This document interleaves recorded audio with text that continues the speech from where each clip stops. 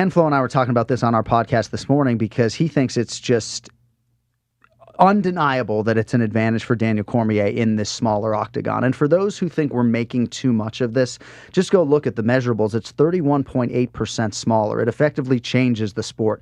Kenny thinks without a shadow of a doubt it favors all grapplers. I think Dominic Cruz was intimating on the broadcast that for someone like Stipe, you know, who in theory feels like DC might be trying to take him down this time around if he's healthy and can wrestle, you know, you get up on that fence pretty quickly, right? So maybe I felt like for Stipe, it might actually benefit him that DC doesn't have all of this canvas to work his talent, and that if Stipe can get his back to that fence pretty quickly, that'll maybe prevent some of the obvious takedown situations for Daniel Cormier. So I do think it changes the fight, but I'm not the expert to go to in terms of who it benefits necessarily. But I'm excited this fight is happening. Obviously, it's been a year since we will have seen a UFC heavyweight championship fight, and we'll see. I do think both guys are probably thinking about retirement a little bit. So I think when you talk about legacy and heavyweight legacy, it stands to reason that the man who leaves that octagon with the belt is the greatest MMA heavyweight of all time. And the fact that that could all be on the line in one fight is pretty crazy.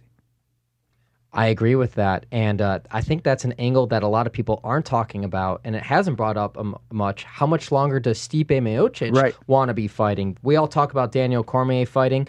Win or lose, this is consensus. We can all agree that this is going to be his last MMA fight, pro MMA fight. I think so. But he's also one of our highest paid athletes and our most demanded athletes, and there is a Jon Jones out there, so I don't know that DC would ever be 100% retired. And he's the ultimate competitor, too. He's just the ultimate competitor. He's still underappreciated as an all-time great and a future Hall of Famer. Still doesn't seem to enter these GOAT conversations for whatever reason. I don't know if it's because, his body fat percentage isn't as low as the Schmoes, but he doesn't get the long-term, big-picture credit as one of the all-time greats that I think he deserves. So he's on your Mount Rushmore. Well, Mount Rushmore's tough with 4 slots because if you're not giving Amanda Nunes one, then what are we doing here, right? I mean, Nunes has to get one. Khabib's 28-0, but most people think strength of schedule-wise maybe he doesn't belong. I mean, to me, Nunes and George St. Pierre are slam dunks. Jon Jones is the greatest MMA athlete I've ever seen, and you're giving me one slot then for Khabib and Fedor and DC and everybody else?